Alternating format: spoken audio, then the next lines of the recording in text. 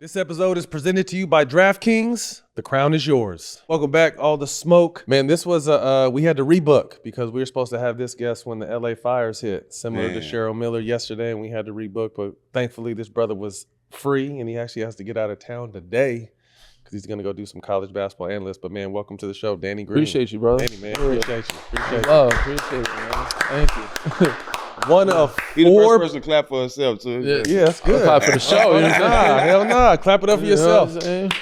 One of four players in NBA history win a championship with three different teams. One of the best 3-and-D guys of his era. 2017 All-Defense 15-year pro, officially retired last October. Transitioning into the media space, fatherhood. Like, what's life been like since you hung it up, bro? Why retired? Yeah. So good. They throwing it around. You could have got your couple more. Yeah, man. I didn't want to be one of those guys that was just holding up. Like, and I like the hardest thing, I think, when people retire is like structure. We're used to having a routine. Mm-hmm.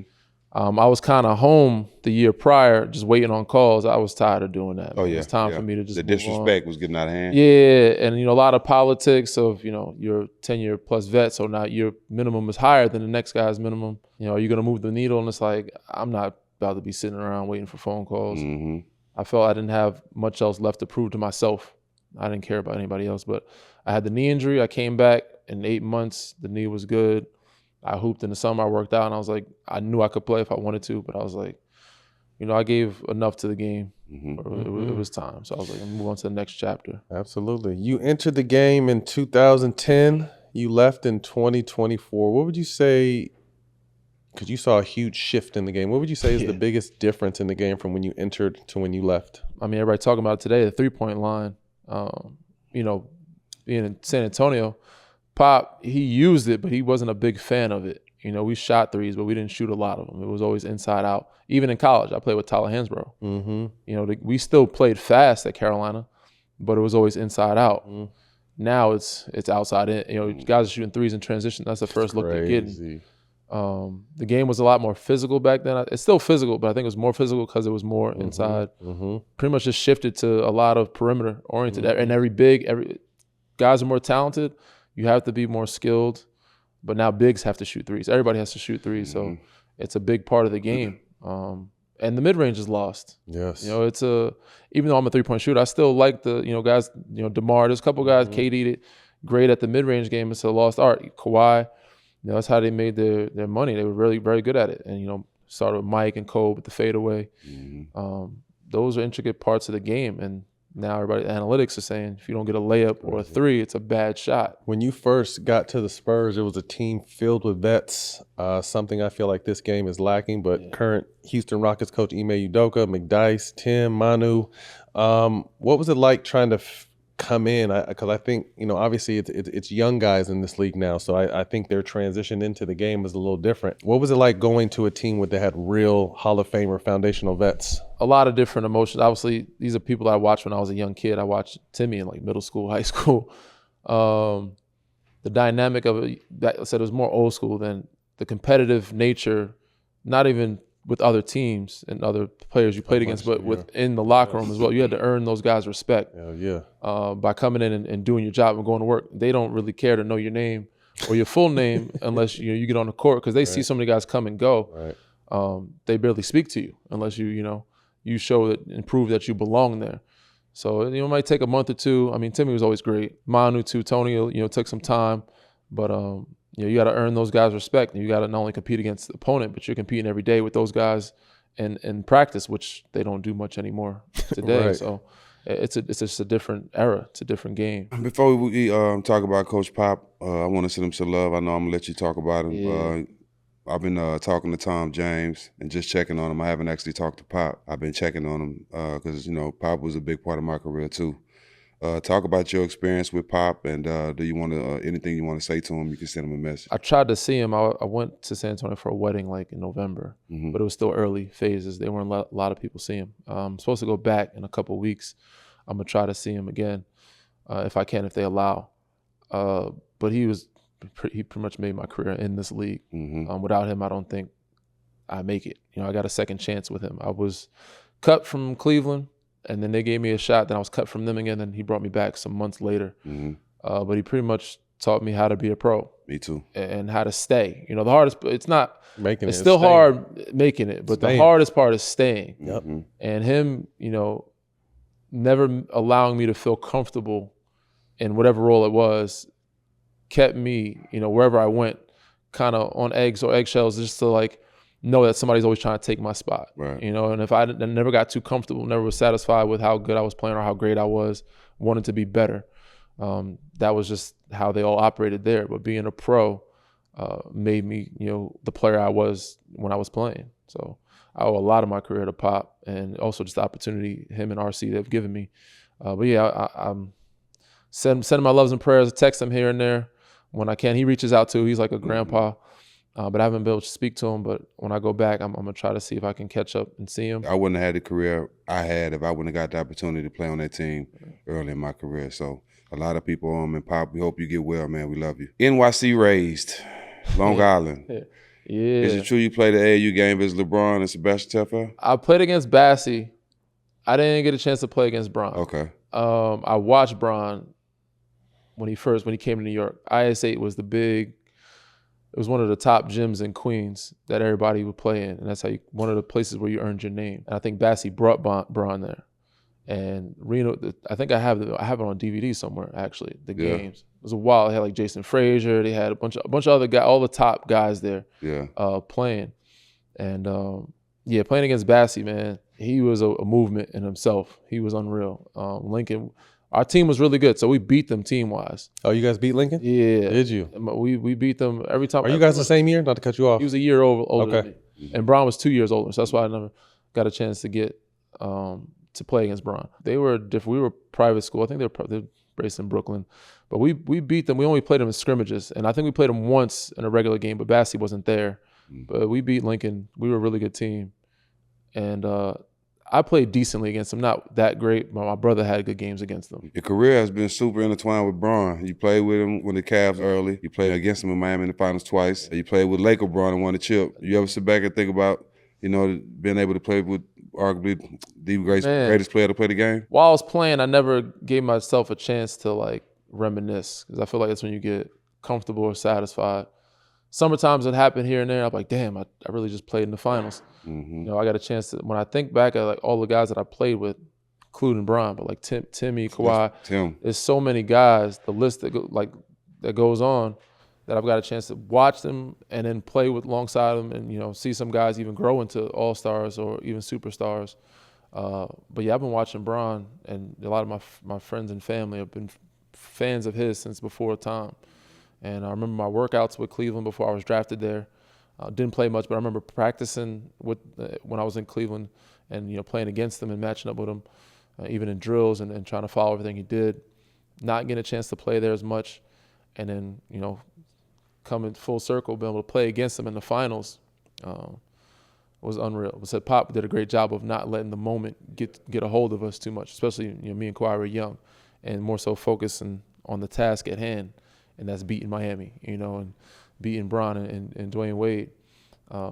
So not only to get a chance to play against them, but do well. And afterwards, I'm like, damn, you know, I just played against, you know, LeBron James, Dwayne Wade, Chris Bosh in the finals, and I did pretty well. You know, like I'm considered one of the better players in the league at this point, better role players in the league at this point, which is something I never thought I could achieve or dreamed of. You dream of it as a kid, but you never think you grab. I wasn't the fastest, the most talented guy. I had to work at everything. So it was a surreal moment going back-to-back finals. And then it took 5 years to get back there. So I appreciated it much more when I went back in Toronto. How easy did Bron make it for you on the court, like being on the court with him? How easy does he make the game? Man, so there's a couple guys that I get a chance to play with that make the game really easy. And he's Tim was definitely one of them. Timmy's one of them for sure. He was good. Tony said in different ways he made it easy too, because he so much attention to the paint. I'm a shooter. I get open looks. Kyle Lowry was one. Kicked the ball ahead. He was good at kicking the ball ahead and finding guys. But Bron said he draws so much attention. His IQ too. He knows where he goes. You know, even if coach was like, yeah, I want Danny to cut here, and he'd be like, Yeah, but I like him over here better. This is where his spots is where he knows everybody's what they can do, where their best spots are. Like, and he shoots 48 from here. This is his wing. Or this He wants is his you on corner. the swing. He wants you where you're at, where you're best at, and he's gonna find you there too. Because he knows they're gonna double. If they don't, he's gonna kill. But he said he made the game very easy. But there are times where it's not as easy because there's so much pressure, even if you're wide open. Right. To execute the play because you're playing with LeBron James. And that's more so on the outside than it is on the inside because Bron ain't putting the pressure on you. Yeah. But all the LeBron fans are like, who's this bum? Why is he playing with LeBron? And the he magnitude can't make a damn of the shot. moment. You know what I'm saying? Yeah. So, Yeah. it's a gift and a curse, but he made the game easy, man. And it was a lot of fun learning from him early on, a lot of fun playing against him, and then even better to play with him. And then it was in the bubble, but winning the championship with him. It was great, man. So I couldn't ask for a better scenario. What's the aura about him? I think off the court, I got a chance to play with AI and him be bigger than life, and Kobe be bigger than life, and Steph and KD bigger than life. What is the aura around them off the court? I think social media's kind of ruined that for a lot of bigger guys because I feel like that aura I saw it a lot earlier on. Like when he was in Cleveland, he was a rock star. By the time we got to LA, when he was in Miami, I feel like they had so much access to him. They see him all the time. I see him on social media. They see him in the clubs or doing parties. People didn't idolize him as much, and they criticized him. Like it's able to criticize those top guys even more because of social media. When I first got to Cleveland, though, the way he carried himself, you see people go crazy everywhere. That's dope. And you see fans waiting outside of hotels. You see fans waiting, and I mean. I've seen some fans in college, Carolina, they wait outside, but it's not like this. And the fans you don't expect to see, all different types of fans from all different colors, races, cultures. So it was shocking to me to see old white people or Jewish guys or Hispanic or Asian being outside in the middle of the night, 2, 3 in the morning, waiting on bro in Detroit or Minnesota or wherever it's at. And you're like, what the hell? Why are these people outside with their kids? At this time of night, because this is their only chance to meet LeBron James or see him. Now social media can see him all the time, So no, that aura, what he carried, it was different, and that was my first time really seeing that, and it was special. It was special, man. 2004 ABCD camp. I'm gonna say some names and let me know what comes to mind. Blatche. I remember Dre Blatche. He was good, man. He was nice, especially not even league, but in high school he was a problem. He was like they were trying to say he was like a 6'10" guard. He was more like power forwards, small forward when he got to the league. But he was a killer back in the day, and he could do a lot of different things for his height. We didn't see a lot of that then. It was like Lamar Odom, and then a couple other people and then after Lamar it was Dre Blatche, like, oh, he might be the next Lamar Odom type thing. But yeah, Dre was nice, man. He was good. Greg Oden. Greg was just a defensive animal. He was 1 year younger than me, but that paint, you were not feeling comfortable going to paint at all. He was just a monster. They had Indiana Spieth. They had Mike Conley with them. They had Josh McRoberts, Daquan Cook. Like, they had a bunch of guys. They ran the AAU circuit for a while. Yeah. And you just couldn't beat them, and it was because of him. And then he went to Ohio State, and it's like, I thought they for sure were going to get a national championship. He was one and done. It was sad to see him not be able to excel the next level because of injuries. Because he was a beast, man. And I watched him since he was 9th grade. Mississippi Bullet, Monta Ellis, our little brother. This motherfucker here, he was special. He was my class. So it was the last class that can go from high school to the league. Yeah. And I knew he was going. He was averaging his numbers in high school. He was averaging 40. It was crazy. Athletic, fast as hell. Get to the rim. He was like, I guess, the new era Latrell Speedwell type, because Latrell was very fast, but, they say you make him go left, he can go left with his right hand, no matter. You're not catching him. You're not stopping him. It don't matter. He's going to be on the left side of the court going right. Yeah. You're not stopping him. Monta getting to that basket. Yeah. And he was just athletic as hell. I think he was in a dunk contest, him and Lou Will, were the two main names in my class. So, yeah, Monta was special, man. And he was pretty much the reason why I was able to get an opportunity in San Antonio, because Pop threw me in. I think Manu was hurt at that time. Pop threw me in, and he already had like 20, 30 at the half. And I got like 2 stops in the fourth quarter. And they're like, oh, Danny's a defensive guy now. Yeah. Fuck it. I ran with it. Pop Ran with too, yeah. I only got like 2. I mean, he still scored. He ended up having like 35. But I got a couple good stops on him, a couple possessions. Yeah. Doesn't mean I could stop him, but I stopped him with those instances. And it was like, you know what? He might be able to help us. So, I got my opportunity playing against Monta, but he was killing us, man. He was a killer. Best player you played before you got to the NBA? A lot of people might laugh at this. I see we talking about college in Chapel Hill. Hansbrough. I played with, but I played against Jared Dudley. Jared For some reason, bro, because he's a little older than me, but every time we played him, he's at Boston College. He used to work, bro. He used to kill us. Really? He used to kill us. He inside, outside, hit threes. He had the braids back then. Yeah, he did. He had the lost braids. his hair. Boston College was good. Yeah. But Duds was one of them. Obviously, JJ too. JJ was at Duke, running off screens, trying to chase him everywhere with the landlord. But there was a couple guys. But Jared Dudley, man, was one of those guys that was like, I couldn't figure him out. He was just crafty. And he knew how to hoop. And that's why he lasted a long time in the league, too. Yeah. He knew Smart. what he was doing. But, Coach Dudley. This episode is brought to you by Boost Mobile. Boost Mobile is now a legit nationwide 5G network. I know we stay joking, but let me take a second to put on my serious voice. Because this isn't a joking matter. Me personally, I would never joke about a 5G network that has invested billions in building 5G towers across the country. Me neither. Not even once. Me neither. Feel me? Boost Mobile is now a legit nationwide 5G network and also provides coverage across 99% of America. Seriously. Visit boostmobile.com or your nearest Boost Mobile store for more information. The Boost Mobile network together with our roaming partners covers 99% of the U.S. population. 5G speeds not available in all areas. Man, the wallet I had before the Ridge wallet was absolutely trash. My pockets looked huge and everything seemed like it was just falling apart. But now I have the Ridge wallet. Their wallets are thin and sleek and you can hold up to 12 cards plus cash.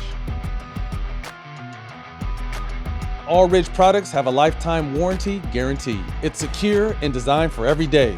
It'll be the last wallet you ever buy. Right now, Ridge is having a huge Memorial Day sale.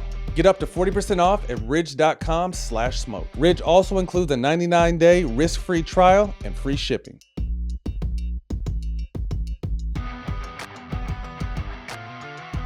What are you waiting for? Go get your Ridge wallet now. It's designed for life.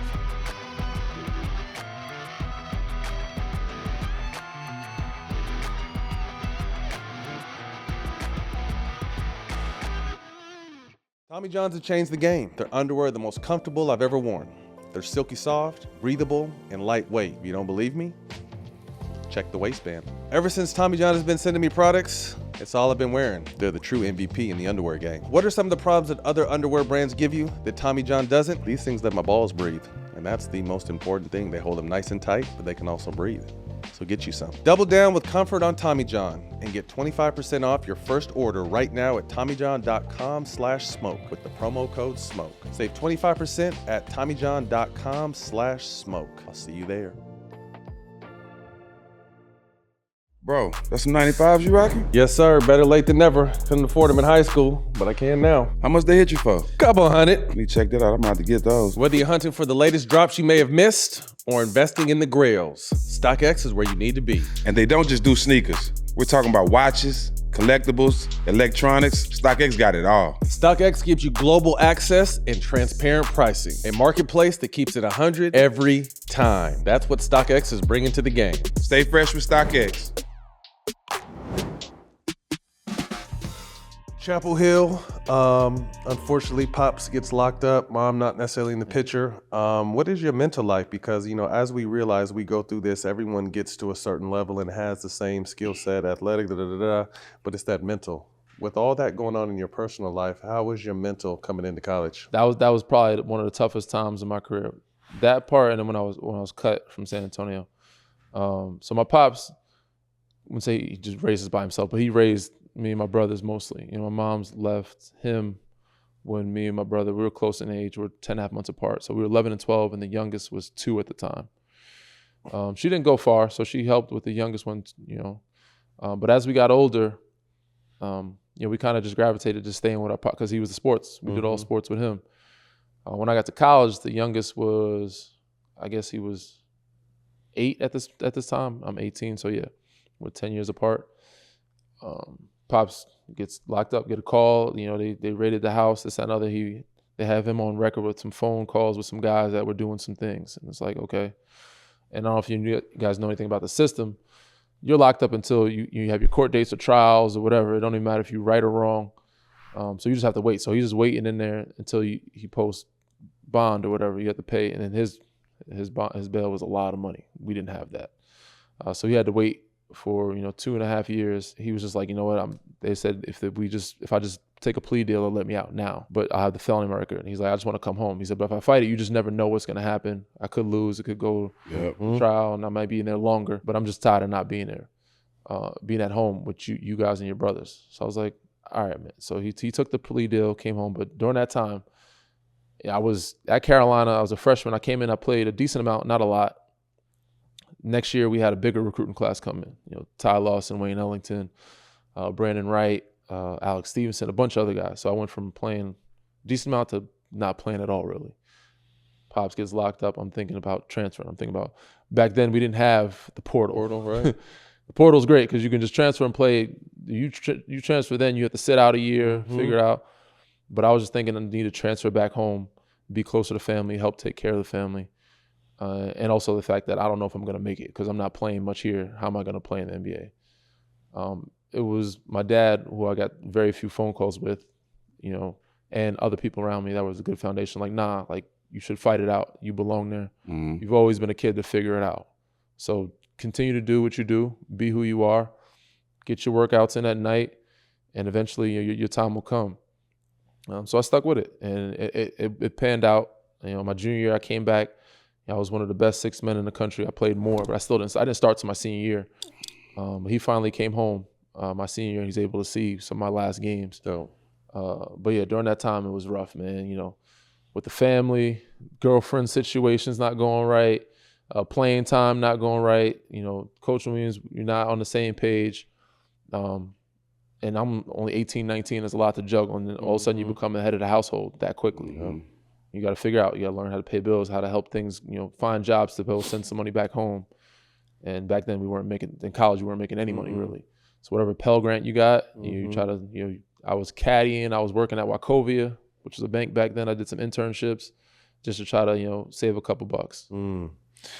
I think you said something that's interesting, and it doesn't happen too often these days of kind of sitting there and fighting through it. I think today, you mentioned, and I feel it across the board. Kids run at the first sign of adversity. Just quit and go. High school, college, portal, going to school with all the other. It's crazy, and I think that obviously knowing your journey and seeing your journey, and it was a similar journey to mine, it's just if we didn't fight through that shit, who knows what would have happened when we got to the league and hit that adversity. It would have been we totally wouldn't have had nothing to stand on. We wouldn't Yeah. have had nothing to stand on, and I feel like the kids are running from the smoke, and it's cool now because you can bounce around and land on your feet. But when there ain't nowhere to run, what are you going to do? If you've been running your whole teenage years, like when shit gets real, what's going to happen? A lot of kids don't understand that there's a very small percentage of people that become superstar players. And if you can't adapt and adjust, it's just because you don't get your way. That's role players are the ones that are able to adapt and adjust and stick them because they figured out, if I don't get the ball, I got to figure out how to be in the corner. I have to figure out how to be here, set screens, or get rebounds. I played the four in college some. If you just get cut and run and just say, I'm going to try to be a superstar here, you're not going to make it very far. And to be a superstar in this league, 1%. Right. So role players make the league go. Yeah. Stars move it, but the role players make it go. For sure. Recruiting class heavy. I want to talk a little bit about Tyler Hansbrough because obviously one of the most decorated college players. But he was nice. Yeah. Solid in the league, but in awkward college game. he It was a different. monster. Some people, it was a little. He was physical. Yeah. Tough too. A little wild. But the way he played, it was a little unorthodox. The hook shot, I think people didn't believe in it at first. Even in high school, he said he was a bull. But they were like, I don't know if he's going to make it because that hook shot, and that hook shot worked forever. What was he like as a person? Early on, very quiet, introverted. He was very, to himself. He was intense when it came to the weight room and on the court. He wasn't one of those guys that didn't make friends a lot. Everybody was an enemy. Socially, it took him a while to come out of his shell. So now seeing him call some of the games for Carolina is impressive to me. See him do a podcast is he's actually talking now to people and letting people in because he was not one of those guys. But he was a guy that you wanted to go to battle with. You know what I'm saying? Like, he was one of those guys, he was not scared of nobody, no matter who it was. And he's going to be there to fight for you. That's what's He's going to have you back. Talk to me about Ty Lawson. He was tough, man. I got a chance to play with them towards the end of my career, but just so small, but so motherfucking good and cool as shit. Fast in the motherfucker. And I hope he didn't have no girl because he always had females. Ty was I kept a stable of women. Yeah, it started in college. Did it? Yeah. Saying that probably, but it definitely started in college. But Ty was that dude, Dennis the Menace. He was always into some shit, pranking people, fucking around, But he liked to be everywhere. He was into the life, he liked being outside some. But on the court, he always made it happen. It didn't matter. Tough. He'd get on the court no matter what he was doing the night before. He'd get out there and perform. And he was doing something the night before. Fast as hell. Sure. Fast as hell, man. Fast. But he was one of those guys that made the game easier. And when we developed a bond, it didn't happen until my junior year. We actually got better on the court. Because early on he came in with Wayne, so he was always looking for Wayne. It's like, yo, Ty, come on. Do I have to live with you to get a couple looks? You know what I'm saying? So I got a chance to. It might have been the light skin, bro. Crazy. So I got a chance to set bond with Ty through different situations. But yeah, Ty was a character, man. He liked to have fun, but he was a hooper, and he was one of the best point guards I got a chance to play with. And in college, he's the reason why we were so good. Tyler was good too, but he was the reason why he put us over the edge to win that national title. Speaking of national, what was that like? Hard to describe. I mean, just the history behind North Carolina and what it meant to put that uniform on, and you guys are one of the teams that got to raise a banner. Just to be accepted to go to school there was a big deal for me, because I watched, Vince and Stak and all those guys when I was a kid. Obviously, Mike, Sheed, just to wear that uniform, the pride that they, carried themselves with. For me to carry, try to do the same, to beat the Dukes and have the rivalries and make those guys proud and see them in the stands when we're at the Final Four. So it's a real moment, man. And so college, I feel like, I wouldn't say, it's hard to say it's a lot harder, but I think it's hard to win a national, it's really, really hard to win a national title because it takes a lot of luck. It's one game elimination. The NBA, you still have to be healthy. You have to be really good and healthy and beat a team 4 times. And it is very tough. It's probably the hardest thing. But college, I feel like it's a lot of lottery ticket type of situation going on. A lot of things got to go your way. A lot of things, because you have one bad night, you got to win your losses. You got to make sure somehow you come out with the win, because you're not going to play great every night. It's a Thursday, Saturday, or Friday, Sunday. It was unbelievable to see the support that we got. We were in Detroit. We played against Michigan State. Draymond was on that team. He was younger. And see all our Carolina guys there, Mactar. We had a lot of those guys there watching and supporting us. Peppers was there. So it was dope, man. And so to see a lot of guys that I watched, growing up, give us so much support and embrace us into a brotherhood. One thing I know that helped me at UCLA was the summer runs we had up in the men's gym. That was big, man. You guys had some legendary runs back in your day. We up did. At UNC. Talk to us about those. And I wanted to get back to that because it hasn't been the same in a while. And Shaman was a big key to that. Shaman Williams. Yeah, gang. He introduced, obviously when we came in, it was me, Tyler, Marcus, Bob. It was like our class, we came in right after they won. So Marvin Williams, Shaw McCants, Raymond Felton, Sean May, they all was just leaving, but they were still on campus. They were still young and they were all playing. So we got a chance to play with and against them throughout that whole summer. That's how we got better. And each year they would always come back. And Shaman led the charge. Shaman, he was playing for years, even when he's older. And now, even though we were playing, he's like, you guys need to get back. These young guys need that. Back, yeah. And I said I went back this past summer right before I retired, but I do what I can. But we don't have as many guys come back and hooping as much as they should. But yeah, back then I was lucky to be a part of and see it firsthand, and see Brennan Haywood and Stak and those guys. They were still young enough to play. Like now, a lot of them retired and they're coaching. They're like, we're not doing shit now. Right. Insurance is a little different now. If I pop something, it might take a lot longer to heal and a lot more money. Yeah. They don't feel like covering. But yeah, I want to make it a point to try to get back more often to help those young, because it was big for me and for us as a group to see those guys. Joe Forte coming back, giving people 40. Was cold. Yeah, he was a bucket. Call him 40 for a reason. He gave Ray 40. Where's Ray at? Yeah. He gave Ray a 40 piece. He did, Ray? Yeah. He could, but it wasn't on me. Why it ain't never on you, bro? Gilbert gave him a 40 piece. 40. Damn. Forte. Gilbert did not give me a 40 piece. Stop it. God, in college, Ray, you was getting soufflés. Rotisserie Ray, that's your new name. Rotisserie Ray. Hey, rotisserie Ray. Oh my goodness, Ray.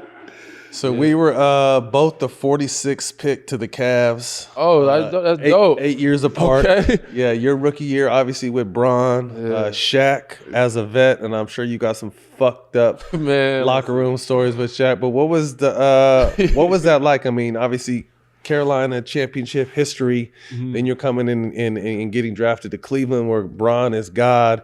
But then also you see the end of an amazing, one of the most dominant players of all time in Shaq. And the one thing I know for sure, he kept the locker room light. So what is it? Yeah. How were the locker rooms with Shaq I was around? the only rookie too. Oh, bro, so he was fucking with you. Yeah. You got to go get the They balls all out the did. stands and all that. Man, listen. Yeah. We had another rookie they drafted, but they sent them back overseas. Christian Iyenga. He's probably lucky. Yeah, came in the following year. But Shaq was he apologized to this day for how he was. I accept it, but yeah, he was. I accept it. It was a lot of shit. You know, he had me pledging and shit like that. But it was cool, man. So I think your first year in the league is just like I'm gonna say a culture shock, but it's like a starstruck moment. You know, seeing and even if you don't play against, you're seeing him up close. You know, playing against Kevin Durant, playing with LeBron, and practice seeing him dunk for the first time. Like, oh shit, you know, he really jumps, 45 inches in the air. And, Shaq is just a big ass human, you know, and he's light on his feet. You're like, he's 7'2", 300-something pounds, and he can move, and he's nimble. Just seeing how these guys operate, but said idolizing them, watching them, and then, sharing a locker room with them, and then being hazed by him. It was a full, it was a lot of good moments. Even the bad ones were ones that I appreciated a lot. But I learned so much, man. I was a sponge just trying to get everything from everybody. I had Mo Williams there, I had Boobie Gibson, Anthony Parker, Jamar Moon, Varejao, Big Z. I learned something from each and every one of them. And Bron was a big clown. He's a big character back then, too.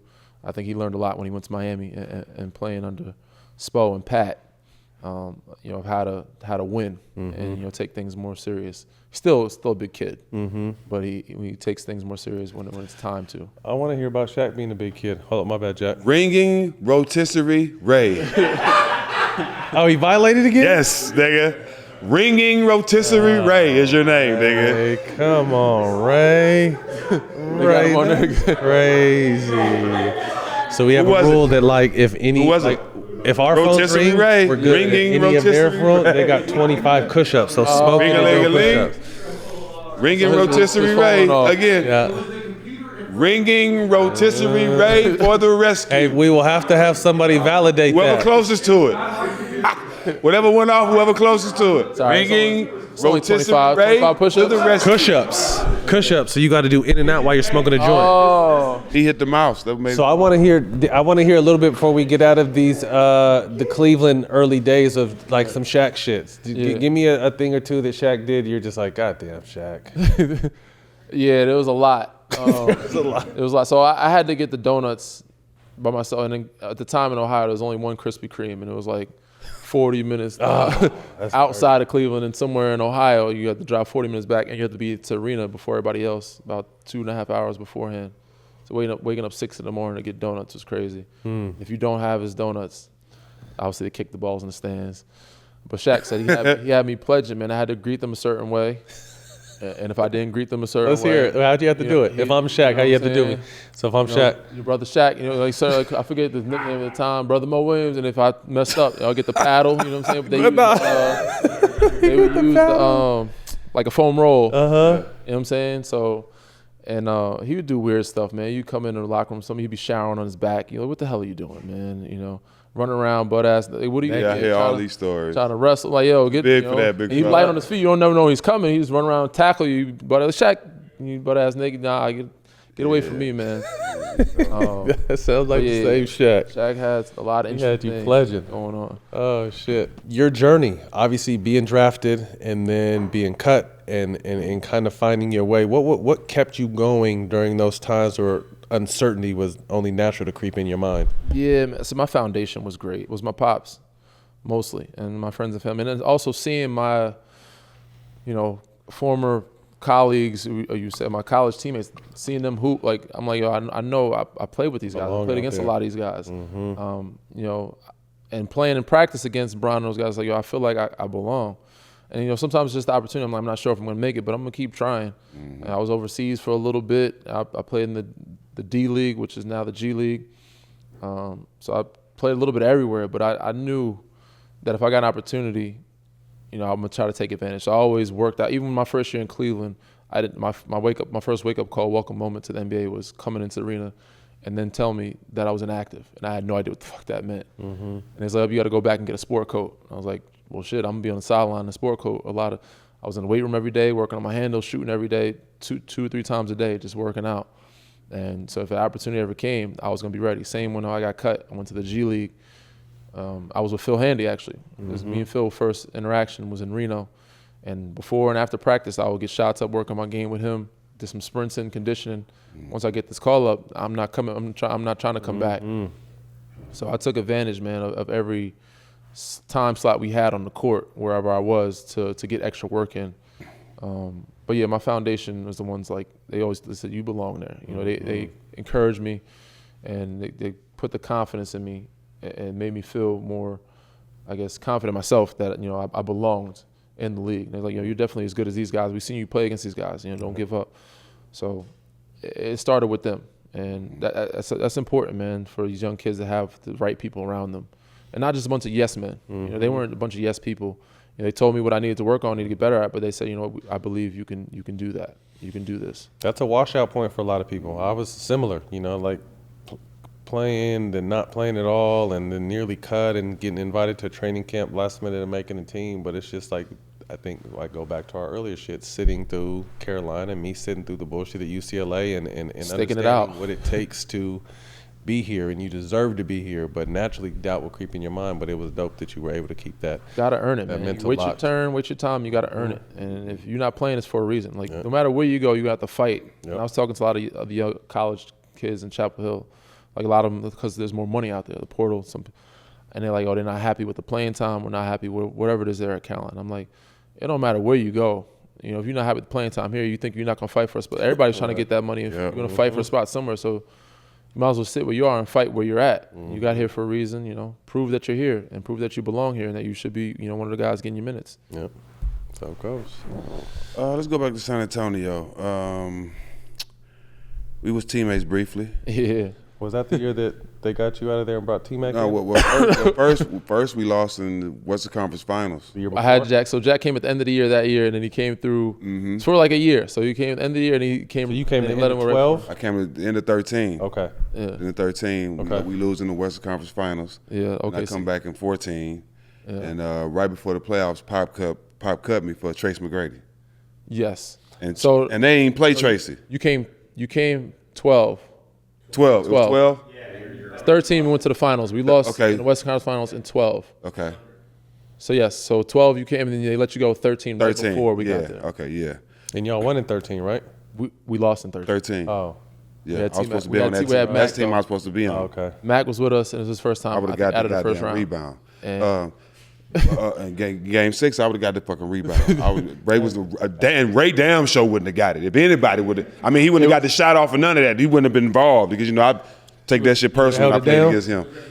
But look, I would have got that goddamn rebound. It's hard to watch right here. We played a lot together though. We played a lot together when I did play. We did. And I would have been bars. I would have been bars. Yeah. I would have been It would have bars. been a switch or somebody. We didn't switch right here, so this is why Chris got the rebound. I would have been bars. There was no switch here. But my question is, They wanted to switch everything. Bars was one of the best players I've ever, the most talented people I've Boris ever was played very with. good, but we went smaller because they were trying to get a 3, so they wanted to switch everything. So we had Timmy off the floor. 5 would have got that rebound. I'm telling you, we wasn't switching that. Mind you, we did miss 2 free throws, and the possession before, Bron hit a 3. Yeah. The possession before, you weren't there, but that play was played over yeah. over the following year in film room because that's where my mistake was the most. Because the year before, you were there with us. Yeah.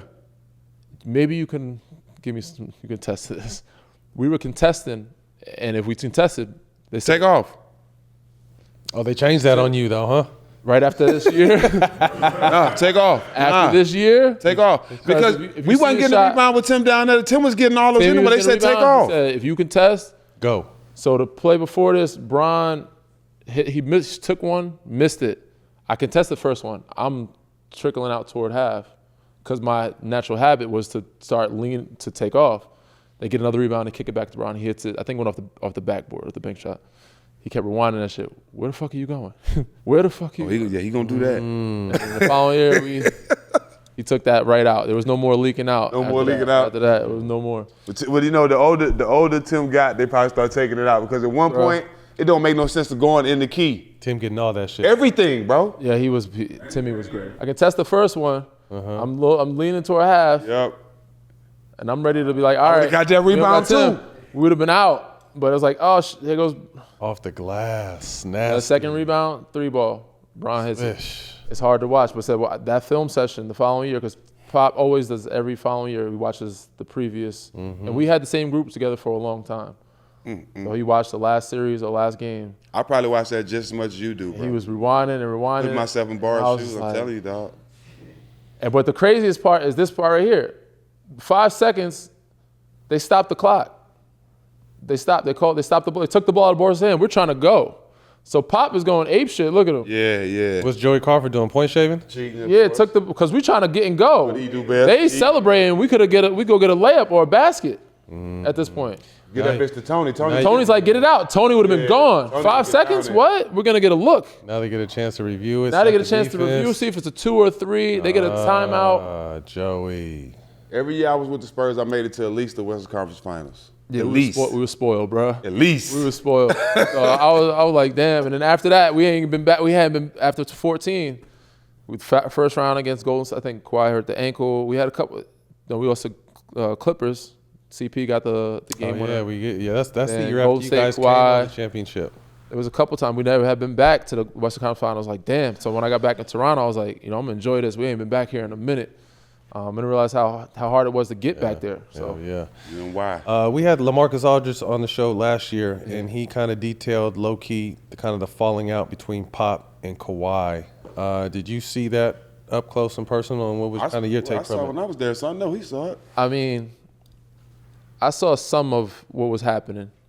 Till this day, I never asked Kawhi, me and him, what happened. I've heard from other people of things that have happened. I can give you my mathematics of what happened. I think his uncle had a lot of what to do, what was going on off the court. Influence, yeah. A lot of influence with it. And I think once his uncle saw some distasteful things in his mind, it was like, all right, we're not doing this. We're not going to, because, San Antonio, they don't treat anybody like superstars. And I think his uncle kind of, and rightfully so. Right. Only 3 people for a You know what long I'm saying? time. You know what I'm saying? Rightfully so. He should have been treated like a superstar. But Timmy, so Pop was spoiled. He never had to treat Timmy like that because Timmy never Gave a fuck. never needed. He never cared to be that. But I think, Kawhi had the injury. Tony said some things in the media, and then Pop said some things in the media. I think, Uncle Dennis was like, nah, that's not, because Kawhi came back for 9 games, and after that, he's like, you got to talk to Kawhi's people. And that, to them, from my understanding, I think they saw that was disrespectful, and that, some of the things Tony said was like, they were like, okay, that's disrespectful. And then they were like, we're not, what the rumblings were, he's not going to be seen in the San Antonio Spurs uniform again. So yeah, I never asked him what happened. One day maybe we'll get a chance to chop it up when he's done hooping. But I was fortunate enough to play with him in San Antonio and also play with him again in Toronto. We had a great year, and That's why I got traded, though. Because me and him was getting too close the little time I was there. Kawhi? and You know about that? I'm telling you. Yeah, bro. but also Angle Stak- was coming to my house. They didn't that like that. was bugging out. They didn't. Yeah, let's hear they the didn't other like side it. because we only They get didn't one like part it. of it. I remember this very vividly, but Stak he's not gonna just let people talk to him, sir. He's not gonna just let people practices just go the way they're supposed to. It's game-like, you know, you're going to talk shit. And that's all the playing time I was getting at the time. And you know what I'm saying? So It was practice. So, you know, we in practice and, you know, in the system, they like things done so right. We're going to run this play though, and, you know, you're supposed to not cheat it or whatever. And Stak's like, no, what if they do this? And he's like, well, they're not going to do that. He goes, you know, so basically Jack was talking back like, nah, fuck, we're not doing everything your way. You know, I'm going to do it this way, or sometimes it may happen this way. How the fuck, how you going to know what the fuck's going to happen? I didn't see Stak. You can't. I was like, what the fuck happened? He is not lying. He is not lying. We had it out. I had a great practice. He was talking shit. Yep. And he was going at Kawhi back and forth, and he was like, yo, go under. He's like, nah. Who was the little point guard? I was young. I'm young. I don't know what's wrong or right. You know no, the little point guard from overseas. The Cola. Nando. Okay. And I was talking to him crazy about swinging the ball. You know what I'm saying? I was like, swing the fucking ball. You know, I was into it. Yeah. Bro, I had a great practice. Him, his normal intense self into the game, talks, but that's how he plays, how he hoop. You're on the court, you're competitive. So he's doing that to all others and us, and they telling him, yo, you do it this way, do that. And he's like, well, you might not do it that way. You know, I'm hooping. Let me do it. But this what you don't know. And I was just like, what I've heard anyways. But I was just like, damn, I ain't see Stak after that. I was like, damn, what happened? I'm like, yo, we need him. Mac. I was like, all right, Mac, cool. But I'm like, damn, we had Stak for a year. I went in the locker room after practice. Tim was in there. Man, you know, Tim loved when all of us do good. He was our biggest cheerleader. Yeah. By the time he'd say something to me, go in the locker room. As soon as I'm ready to take my shoes up, Pop wants you in the film room. I'm like, oh, shit, I know this can't be. Principal's office. This is the first thing he tell me, bro. He say, look at this. He finds the worst play that I've ever made that season, just that play, and showed it. In the game? It was about 8 games ago, though. It wasn't even recent. Pop is very good at the chess play. He's super petty. He gonna cuss you out for this game, whatever game it is, so that you're ready for 2 games from now. You might be playing Sacramento Kings, said at the time they weren't good. But it's like, all right, I know we playing Atlanta or whoever it is that's good. I need you more locked in for this game. So I'm going to cuss you out, put you in the doghouse, so you mad. If you play better mad, I know you'll come out ready focused for this game. He'll do that. T-Mac was already on the way there, first off. So I didn't know that. Oh, yeah. T-Mac was in the air. Like, he had already checked in. To the rescue? No, the plane took off already. Yeah. He was on the way to San Antonio, though. And one thing about Pop, like he says, the smartest person one of the smartest people I know, he know my reaction before he even asked me something. It was a setup. It was basically a setup, and he knew I was gonna fall for it because you know my passion. Yeah. He brought me in there, showed me that, and he was like, you know what, Jack, you haven't been playing well. The guys that I'm gonna play, you know, I want them to have confidence going in. You was talking to these guys so bad in practice today. I'm gonna bring the guys in, and I want you to basically admit that all these guys are better than you. Because I'm going to play these guys, and I'm like, damn well, Jack ain't going. Fuck, man, fuck you, Pop. And got my shit and walked about it. And then as I was walking, I seen Tim on the training table, and he was like, "What?" I'm like, "Man, I'll holler at you later." And I just walked up out of there. And that was the end of it. I knew. They knew. And by 4 hours later, you see on the news, Tracy McGrady is in the San Antonio practice uniform shooting jumpers. I'm like, nigga. Pop knew exactly what he was doing, but I don't hold any grudges to Pop or nobody because Pop did a lot for me, but. That was my sign to retire. That was my sign to retire. After that, yeah, I'm saying it was one of those moments I was just like, damn. Like, even though it said he wasn't playing a lot, he was playing something, but we needed Jack just that, because he gave us that chip. And even you just never know in a moment he in the game, he'll hit some threes for us or even give a hard foul. It's like, yo, he gonna foul shit us. It's gonna change it's going to change the whole pace of the game or this person's trajectory of the game. We had a nice small ball lineup, though. Bro, we had a crew, and it was like some games we knew somebody's hot. Jack would come in. Just go. It may not lock him. He just give him one hard foul, and it's like, all right, it's a different game for him. I already know we're going to be all right. So Jack in? All right, yeah, Jack, go hit him real quick. Yeah. Pop used to call it nasty. Jack, go bring the nasty. Oh, yeah. Go bring the nasty. I was like, yeah. Ready. Fight somebody, I'm like, we need Jack. Need that shit. But we got Mac, and I was like, it was another instance. I was like, damn, I got a chance to play with T-Mac. I watched him growing up. He was great too. He in practice, he showed that he had some signs of. We didn't really play him much either, but he got there. He was also in the finals, telling us what we need to do, and he was one of the guys that was in Tony's ear, like, Tony, you need to. That was his chance to get a chip too. And he was telling Tony, like, give it up. These guys, they play in the paint. This is what Miami does. Kick it out. But it wasn't. I'm not gonna blame. anybody in particular. We lost together. It was tough. Game 7 was tough. I ain't gonna let you do that. When you missed a couple shots, they was blaming you. The year we lost to OKC in the West Conference Finals, it was Tony's fault because he wouldn't kick the rock. Everybody was on fire. I was 7 for 7. Everybody was on fire. He would not kick that bitch until he got triple team. Telling you, dog, that's what happened. We went up 2-0. We went up 2-0. We lost 4 in a row. Hey, Danny said these are the thoughts of Stephen Jesse Jackson. Yeah, I'm just saying. I say it for him. I was there. I say it for him. I love Tony to death. Tony one of the best players I played with. I'm not dissing Tony, but just that series, I seen Tony grow. There was some times where, you know what I mean? There was some things missed, but it was like, a couple guys missed certain things. I seen Tony grow. Jack was hot one series. We was hooping that series. OKC was good too though. They was rolling. Oh, we couldn't stop them once they got hot. Surge went out the first. I think he was hurt the first 2 games. Came back and won 4 straight. He went 11 James, for 11 or some shit like that. It was James. James too. James coming off the bench. James went crazy. Off the bench going crazy. It was hard to. And you got KD, Russ, 3 different MVPs. They was crazy, dog. It was a tough team. We couldn't stop them. But yeah, said. Mac was talking to everybody. He was on that, but said it would have been nice to have Jack as well in that finals run. And they had other people on that team that was good. Yeah, Cephalosha. I feel like was Perk on that team yet? Yeah, Perk was on that team. Perk was there. Perk was on the team. Fish was on that team. But Serge played a big role in that series. Bro, they had some pieces, man. Every year they had pieces. They brought in Reggie Jackson another year. They brought in Deion Waiters, and they always brought in some good pieces somehow. Made it work.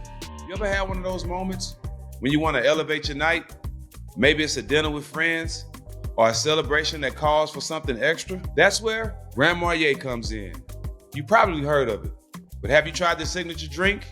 The Grand Margarita. It's the twist of a classic margarita. It has the smooth richness of Grand Marnier's cognac, and combined with orange liqueur, a bit of citrus, and just the right amount of sweetness. With a taste like that, it's perfect for any occasion. Whether you're chilling at the crib or out with friends, a Grand Marg remixes a regular cocktail into something extraordinary. Don't just settle for a good cocktail when you can have something grand. It's about making your next drink one to remember. So when you're making your next margarita, remix it and make it grand with Grand Marnier. Grand Marnier liqueur, 40% alcohol by volume, 80 proof.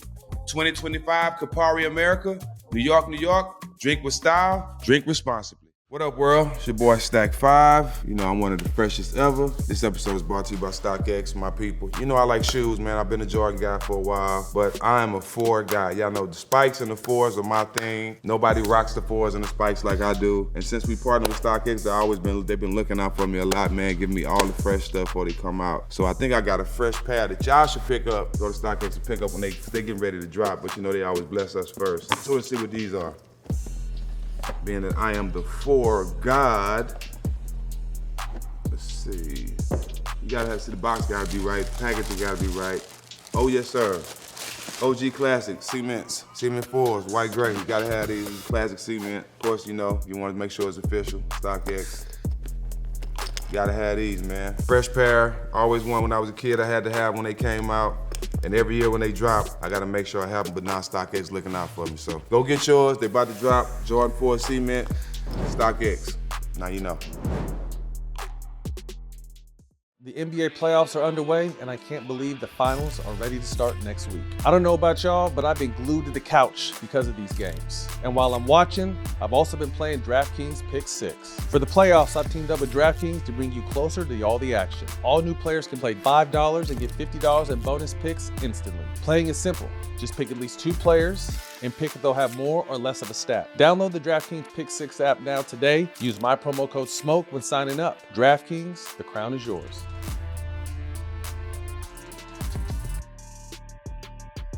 2019, you're in the trade with Kawhi from San Antonio. Obviously, he has a huge chip on his shoulder. In the playoffs that year, he averaged 30 points, 9 rebounds, 4 assists, and nearly shot 40, 50, 90 splits. Yeah. One of the biggest game winners in the history of the playoffs. In my mind, the biggest game winner. What was that Kawhi like? Can you tell, real quick, there was a shift in his mentality from San Antonio to? I feel like he's always stayed. Just him. He's always just been him. It's just him. But to see him emerge, because I was there before because he was just a defensive guy. Because I was there when we had George. George Hill they loved him. And I'm like, damn, they trading George for this kid? Like, he must be special. But I didn't see it at first. He had the stature. He carried himself a certain way. But they was like, he's going to be the next Bruce Bowen. That's what they like. He's going to be defense. He got the long arms, big hands. We didn't see him as an offensive threat. And then Chip, developed a three-pointer. And then next I don't know if you were there for this, the keys got passed to him pretty quickly. At the end of the game, it was usually angle for Tony. I seen Pop cuss Tony out one time, give him the fucking ball. And I was like, I don't know who he's talking to. I'm like, who's he talking to? I'm like, Tony's got the ball. You know what I'm saying? He's talking about give it to Kawhi. I'm like, oh, this is what we're doing now. Okay. End of the game. So it was right after probably 2013 finals. He was like, it was his show. And then to see him continue to trend or become a superstar. And then in Toronto, it was like, this is who he is. And nothing fazed him.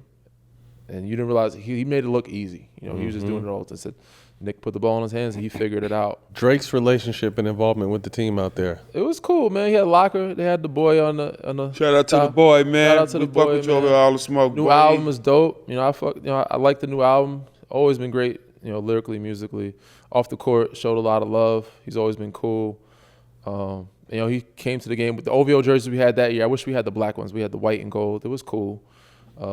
He wasn't around as much during the season, more toward the end of the season and more playoffs. But I think he played a big factor in that Milwaukee series. Giannis missing them free throws. He was fucking with Giannis a little bit. And that helped us. Hey, at one point, you didn't have to fuck with him. He was going to miss that shit anyway. Fans were on his – our fans were good too, man. They had him, at that free throw line. He was taking 15 seconds to shoot him. What was that like, though? Because, they was packed, but then y'all had motherfucking a couple million people outside on the Jumbotron watching Jurassic the shit. Park. Yeah. What was that like? A vibe, Nuts, huh? man. I never got a chance to experience it till after. And then the parade was crazy. But I said, you see, like I said, in San Antonio, you had a great fan base, but you see all of the country come out of Canada for the Raptors. Yeah. They have their own, obviously it's a different country. They have their own channels, their own shows, and on Netflix. And they only watch the Raptors because there's only one team in the whole country. So they're all watching, tuning in, they're all showing up, they're all supporting us. And in the arena, that arena got loud as hell, especially when Giannis was shooting them damn free throws. You know Nico? You know Nico? Nico? Drake's brother Nico? Yeah. Yeah, that's the homie. They all of them good peoples, man. They always show a lot of love. All the OVO boys, man, they hella cool. Yeah, shout out to them. Yes, sir. From the Raptors to the Lakers for the bubble season. LeBron, Rondo, AD, Dwight Caruso. Team was crazy. Swish was on that. Swish was on that team too. And we had Dion. We had Dion Waiters come later. 49-14. JaVale McGee. Yeah, how was that? We was rolling, man. It was so I had a lot of fun. One of the most fun seasons on the court with Toronto. A lot of vets too. One of the most fun seasons off the court with LA before COVID hit. Yeah. On the court it was fun too, but it was tough. It was a tough job for Frank.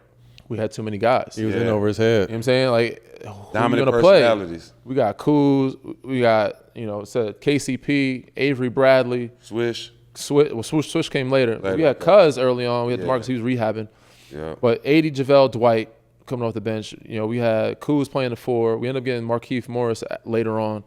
But Bron, Rondo, we had all these defensive guys and guys that could hoop too. So it was like we were going minutes. 10, 12 minutes. It's hard to struck early on. I was playing like 28 minutes. Then it was like, I would play the first 6 minutes, sit the next 12, and then finish the half.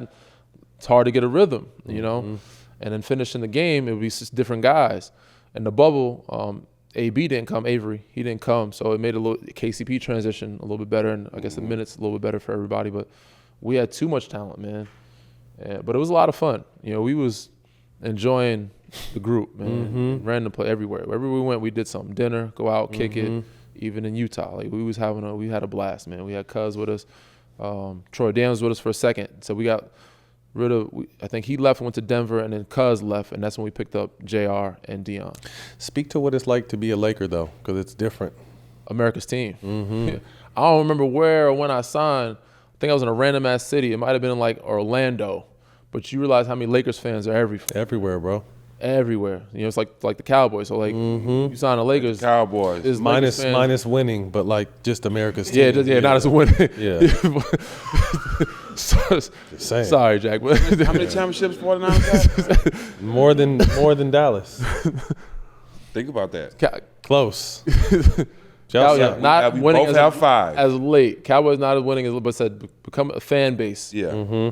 America's team, man. Everywhere he went, everybody's, yo, thanks for signing with the Lakers. You know, I'm in the middle of somewhere I shouldn't be, and the Lakers fans. I'm like, it's kind of crazy. So you get the love right away. As soon as I signed, everybody's excited, man. So it was, and it said the lights are different there. Yeah, brighter. And I think a lot of people, you see, experience that even Luka, Russ. It takes some time to adjust to those lights. I got a question. How do you celebrate, like, in the bubble? Because, like, I got It was tough, man. I got an in-depth look of what went on in the bubble from JR. He called me every morning, and we spoke one every morning on FaceTime. Oh, them hallways, man. This is right when they just allowed us to smoke. Oh, bro. He called me every morning. Hotel, resort, smelled out. like tree. Burned down Christmas tree. It was crazy. Burned down Every day, like, damn, this is Section 8 over here. Like, Section 8 would smell crazy, and down the hallway, Brown that was a little bit cleaner, but it was still, you know. But yeah, them hallways was crazy. So, and the bubble trying to celebrate was tough. They finally let the families in like 2 months after we got there. They closed down one of the restaurants, so we had a little food and get together and party. But it's nothing like a real celebration. Even when we stopped, I think we went to stop in Vegas. We went somewhere after. So some teams when they win, they either stop in Vegas or Miami before they fly back. Still wasn't the same. After we left and got out of there to celebrate in other cities, we went to like San Diego one time. Duds had something in San Diego. They went to Vegas. COVID was still going on, so it was still wasn't the same. We didn't get a parade. We had fun, but it wasn't the same as like when I was in Toronto or when I was in San Antonio. We got a chance to actually celebrate with the real world. Yeah. Will Bron and Luka win a chip together? No, I don't think so. I don't think so. I think they're explosive offensively. I think they lack a lot defensively. Yes. And as great as Bron is, he always proves me wrong every year that he averages 30 somehow. I don't know how many years he has left longer, and I think it's just really hard to win a championship when your best player is 40 years old. And he's really good, no matter what. But he's 40 years old, and you can't ask him to do on both ends of the floor. Yeah. And same with Luka. When they carry offensively, they're used to not having to do as much defensively. The guy that can help clean or cover up their messes is gone. Yeah. And it's hard to find another guy to replace that. Especially like that. Rim protection, they can find another lob threat, but I think ultimately Luka replaces Bron for when he's done. Yeah. So now they can build around Luka. Exactly. So long term is good. I don't think they can win now. Next year, I don't know what they're going to do, but next year, Bron's going to be 41. So I just can't see. He can still average 30, 20-something, but I just don't see them winning a championship with that formula right now. Yeah, me neither.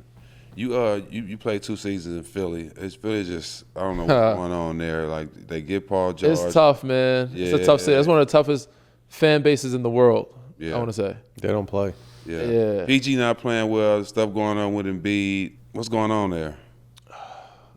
You had a little inside 2 years ago. Yeah, and I was there recently too. I mean, you was there with Ben too, right? I was, and I actually signed back because of Ben. I like playing with Ben. I had my career high in 3-point attempts playing with Ben. I was getting 6 a game. He's a hell of a player, man. Is it mental for him? 100%. Okay. I think also some physical as later on, but those years when we were there was more mental, and toward the end of that, it was more mental. I think physically his back. You were on the team when he passed up the layup for the jumper? Yeah. I had I was out that game because I strained. Yeah, I was there. I strained my calf that series. We were up 2-1. I strained my calf in game 3. They won that game, and then we were up game 4 by like 18. We were up 18 and 26. The next 2 games we were up damn near 20 both, and lost both of them, and was down 3-2. Forced a game 7. Game 7 was when Ben passed the ball up, and I think a lot of people were concerned, like something's going on. We didn't know what was going on. Also, before that, I don't know if everybody heard the story. There was a COVID situation before that. There was so there was a lot going on that morning with shoot around. We weren't sure if he was going to play. Oh, they thought Ben had COVID? It was a false positive, I think.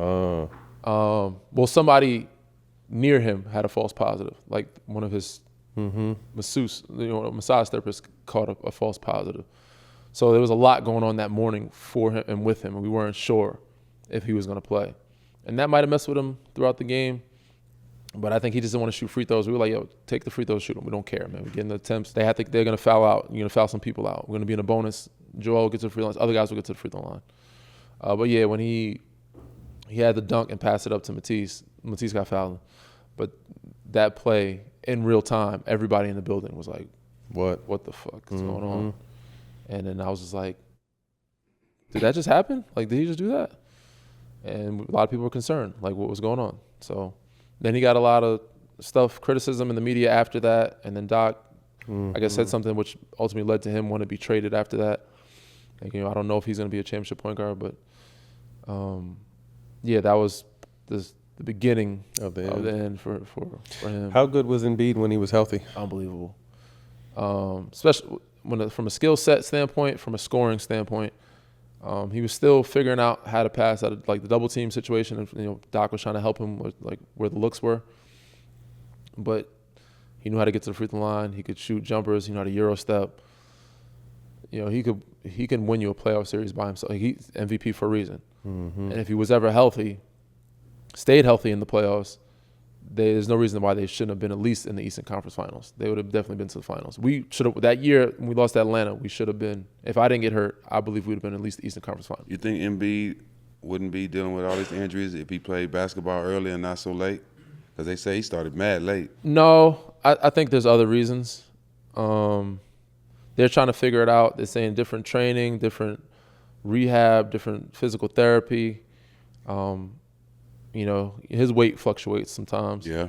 I think when that happens with people, especially when you have that injuries, size. Yeah, when you're that size, big men aren't. So that's one thing I fear for Wemby.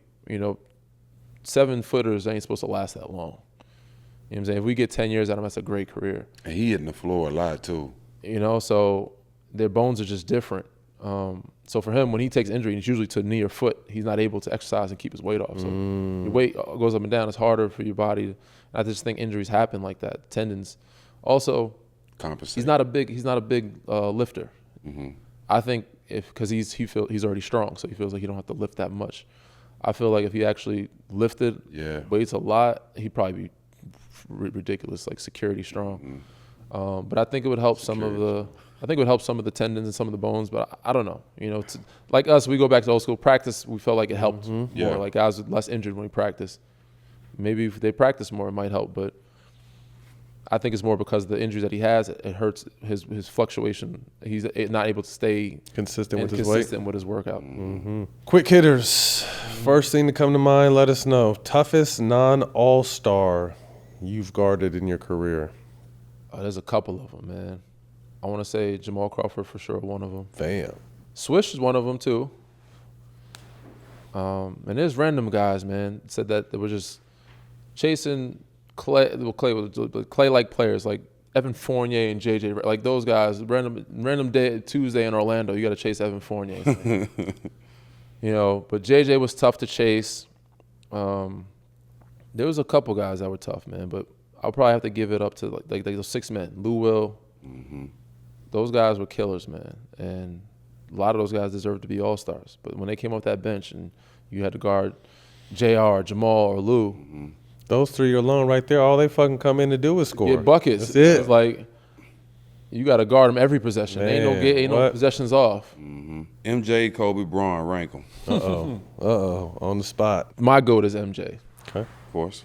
I think Bron has the greatest career of all time. Yes. So I'm going to go 1 and 2, MJ and then Bron. And it's tough to put Kobe 3 but I think I appreciated him more when he stopped playing toward the end of his career.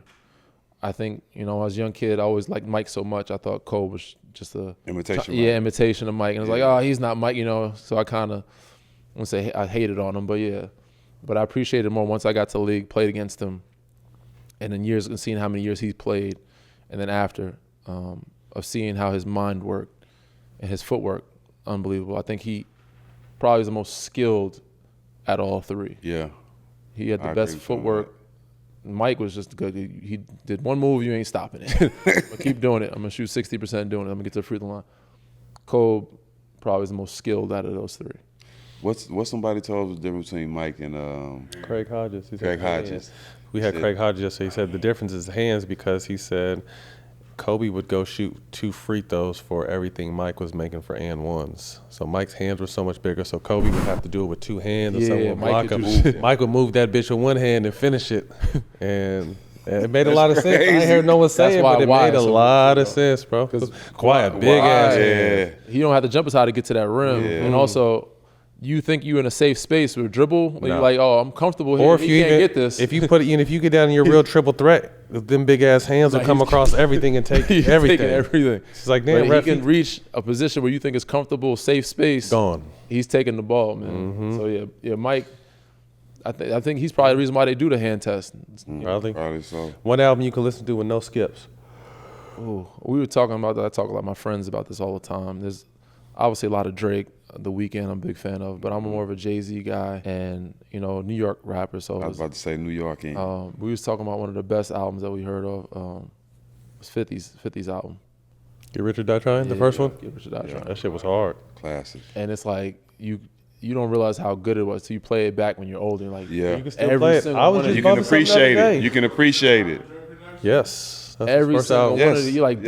damn, every one of these hit. You're Yeah. like, every single one of them. That's that sound. But I'm a big R&B guy now. Okay, I like When I was that. younger, Me too. It depends on the mood. If I'm working out, I'm gonna do, but I'm more of R&B, laid back, chill. I'm R&B all day. Yeah, I got a couple niggas got to die in a couple of my songs. What's your guilty pleasure? For me, sweets. I've tried to cut back over the years. Hey, let me tell you one thing, bro. It's different now. We not running up and down that court every I day. gained 15 real quick. So Did I'm you? retired. Damn. I used to play, and I kept stepping on the scale. And I'm like, damn, how the hell? Where is it? I don't think I'm out of shape. I make sure I'm in shape enough to wear a suit because I'll be on. Yeah. Yeah.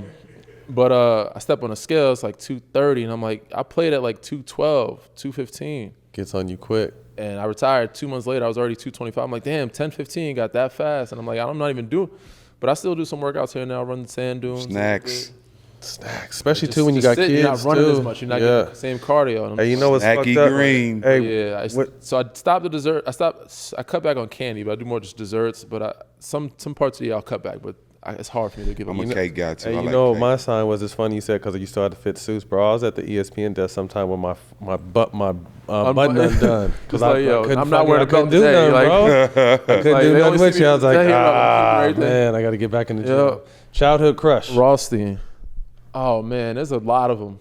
I used to when I was a kid. The J-Lo's. Trying to think who else comes to mind. Like some of the singers, like randomly you say Ashanti or somebody like that.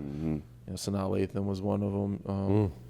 But like there was one that was consistent. I watched a lot of shows, TV shows. And one of my favorites, I watched a lot of Seinfeld, but Friends was like Aniston.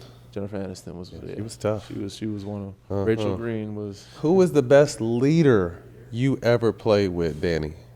Timmy. Now I have a question though. Was he a leader by example, All around. vocal, everything? Both. I just don't think people see it. You don't see the vocal as much because they know him as to be quiet, but he's not as quiet as you think. In the locker room, he lets you be. In them timeouts, he's letting you know what's going on. But he's encouraging. Like I've had great players. Like I said, I love playing with James and Joel, but you could tell they don't know how to talk to certain guys a certain way. Yep. Yes, Can't talk to you got to everyone know the your same. personnel of how to approach guys. You can't approach everybody the same way. Right. And Timmy figured out. It's pretty much kind of like a coach. That's what a coach does, right? Managing egos and how to figure out how to talk to this player, how to get through to this guy. Yep. So Timmy was that, and he knew how to get through to everybody to where it was, encouraging at the same time, and being a leader. So Bron's a close second, but yeah, Timmy. Tim was the only superstar I played with that was the biggest cheerleader on the sideline when he wasn't in the game. He didn't care to be a superstar. When he wasn't in the game, Act like it. like I played with a lot, Jermaine O'Neal, and I ain't saying they didn't, but Tim was up every play. Man. I'm talking about every play cheering on the team, bro. Every play. That's the only, and the caliber play was all the other caliber players. You really didn't see that from He guys. said like that. 15-time All-Star, 15-time first-team All-NBA, 15-time first-team All-Defense. He's the only one ever to do that. It's wild. Nuts. I seen him get Crafty, a man. quadruple double game 6. So, I've never seen him. Right, yeah, he do something. You look at this box score, like, damn, Timmy had 30 and what? 15? And he's 38. Like, he was doing it, and he said he. Danny, we appreciate your time, man. Bro, hold on, man. Yeah, I What was kind of one of shoes is those. that? Pumas, man. Who was- These were my best. I'm not with Puma anymore right now. I'm telling you, you got some shit over But, there. yeah, Oh, man. yeah, we got some gifts Okay. for you. We got our coffee table book. Okay. Some merch. Yeah, I appreciate you, bro. Appreciate you now, but thank you again. Congratulations on your career. Good luck, with that fatherhood and all the blessings that brings. Media space. Yeah, and in the media space. Safe flight today, and man, that's a wrap. Danny Green. You can catch us on All the Smoke Productions YouTube and the DraftKings Network. We'll see y'all next week.